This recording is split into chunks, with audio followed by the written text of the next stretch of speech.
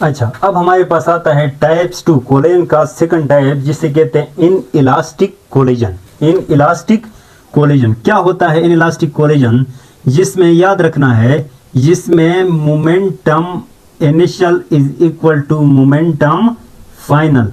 मतलब कहने का है कि ऐसा कोलेजन जिसमें मोमेंटम कंजर्व रहता है। तो मोमेंटम पहले में भी रहता था, मोमेंटम कंजर्व, मोमेंटम कंजर्व मतलब मोमेंटम चेंज नहीं होगा, मोमेंटम कंजर्व रहेगा। Initial momentum is equal to final momentum, मतलब मोमेंटम हर कोलेजन में कांस्टेंट रहेगा। अब बात करते हैं, क्योंकि ये types on the basis of kinetic energy है, तो लिहाजा हम कहते हैं एनर्जी, कौन सी एनर्जी? कौन सी energy? Kinetic energy does not conserve, kinetic energy conserve नहीं होगी। देखो, पहले इलास्टिक कोलेजन में काइनेटिक एनर्जी कंजर्व होती थी, लेकिन थ्रू आउट कोलेजन कंजर्व नहीं रहती थी। इनिशियल और फाइनल इक्वल हो सकती, इनिशियल और फाइनल कंजर्व हो सकती थी, लेकिन ड्यूरिंग कोलेजन आपके पास काइनेटिक एनर्जी कंजर्व नहीं रहती थी। आज हम कहते हैं काइनेटिक एनर्जी सिरे से कंजर्व नहीं रहती है। Initial kinetic energy final kinetic energy से ज्यादा होगी। अब initial kinetic energy final kinetic energy से ज्यादा होने का मतलब क्या है? जरा देखो, मेरे पास ये m1 है, ये मेरे पास m2 है, ये u1 से जा रहा और ये u2 से जा रहा। कोलेजन के दौरान कोलेजन कर रहे हैं m1 और m2। कोलेजन के बाद इधर तो मैं लिख रहा हूं m1 और m2 बन गए।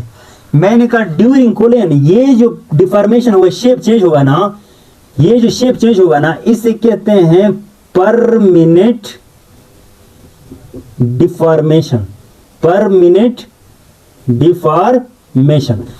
डिफॉर्मेशन का क्या मतलब है? इलास्टिक कोलेजन में जब भी ड्यूरिंग कोलेजन बॉडी का शेप चेंज होता था, लेकिन दोबारा वापस रिगेन होता था।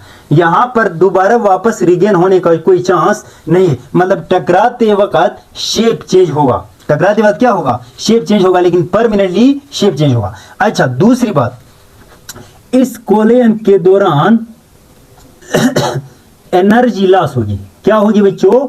एनर्जी लॉस होगी।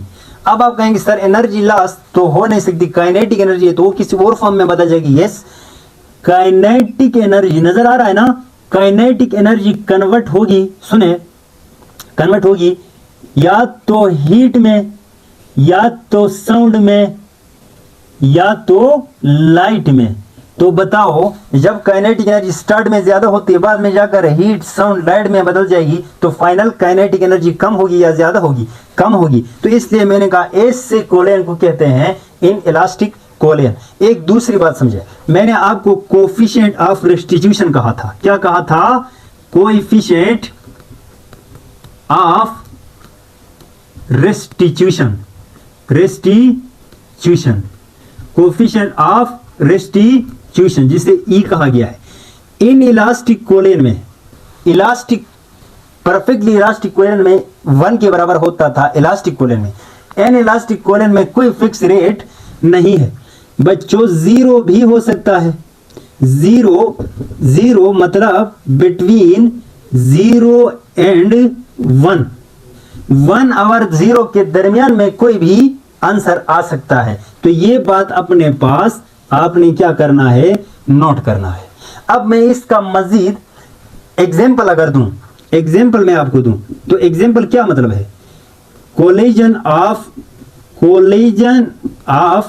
व्हीकल्स, गाड़ियों का आपस में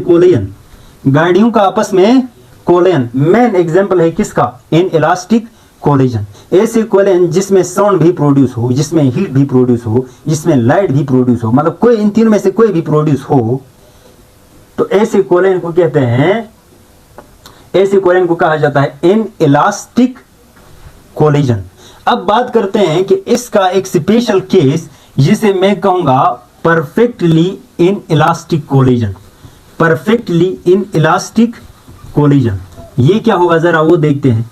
परफेक्टली इन इलास्टिक कोलिजन क्या होगा? परफेक्टली, तो मैंने ये डिटेल आपको दिया है कि परफेक्टली क्या मतलब है। Perfectly inelastic collision. अब परफेक्टली अगर इन इलास्टिक कोलिजन आप चाहते हो, परफेक्टली इन इलास्टिक कोलिजन आप चाहते हो, तो याद रखना एसी कोलन होगी जिसमें साउंड, जिसमें हीट, जिसमें लाइट क्या हो? प्रोड्यूस हो। लाइट प्रोड्यूस हो, जिसमें लाइट क्या हो? प्रोड्यूस हो। परफेक्टली इन इलास्टिक कोलिजन में। अच्छा, दूसरी बात समझो। After collision the bodies, two bodies stick together, एक साथ फिक्स हो जाए, एक साथ मिल जाए, and move with combined velocity, and move with combined velocity। Collision के बाद एक ही वेलोसिटी के साथ दोनों बॉडी मोशन करी, एक दूसरे के साथ फिक्स होके। अब आप कहेंगे सर कैसे? जरा देखो, मेरे पास ये M1 है और U1 के साथ जा रहा है, ये मेरे पास M2 है और U2 के साथ जा रहा है, कोलिजन कर रही। कोलिजन में तो आपको पता है शेप चेंज होता है कि नहीं?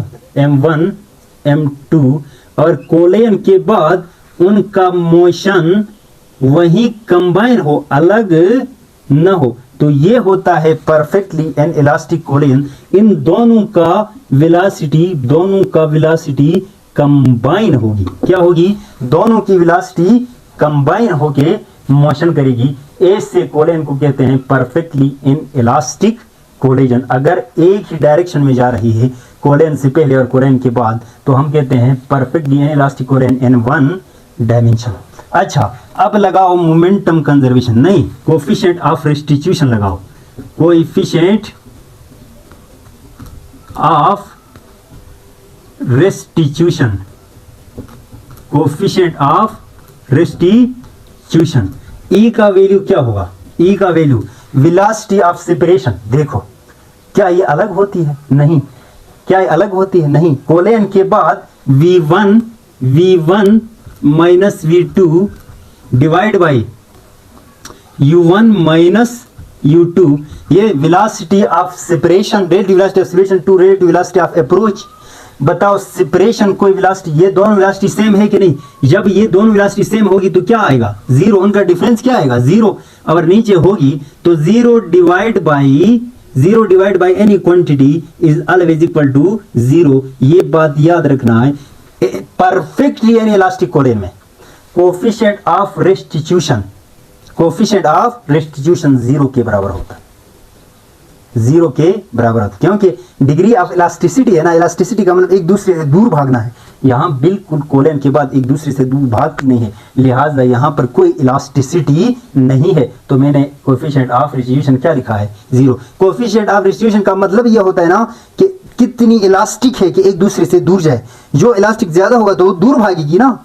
अच्छा, अब याद रखो, इलास्टिक परफेक्टली इलास्टिक कोलिजन में 1 था इसका वैल्यू, एन इलास्टिक कोलिजन में 1 और 0 के दरमियान में था, और परफेक्टली एन इलास्टिक कोलिजन में इसका फिक्स वैल्यू आता है 0। ये बात नोट करना है, ये बात आपने क्या करना है? नोट करना है। अच्छा, मुझे एक बात बताओ, यहां से मैं एक बात लिखूं ना, मैं कहूं कंजर्वेशन ऑफ मोमेंटम लगाओ, कंजर्वेशन ऑफ मोमेंटम बताओ इसका, तो आप क्या कहेंगे? आप कहेंगे सर वो तो आसान है, M1 U1 प्लस इस बॉडी का M2 U2 is equal to M1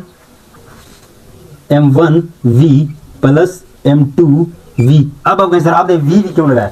भाई V1 V2 तब कहते हैं जब कोलिजन के बाद दो बॉडीज की वेलोसिटी अलग अलग हो। अब कोलिजन के बाद दोनों की कंबाइंड वेलोसिटी आती है, तो मैंने इसलिए V1 और V2 नहीं लिखा है, ठीक है। 1 plus M2 V2 is equal to M1 plus M2 N2 V, और इस V को कहते हैं कंबाइन। यहां से कंबाइन वेलोसिटी निकाल सकते हो आप। Combine V combine is equal to, बताओ, m1 u1 plus m2 u2 divide by m1 plus m2, m1 plus m2। ये भी अपने पास नोट करें, कहीं काम आएगी।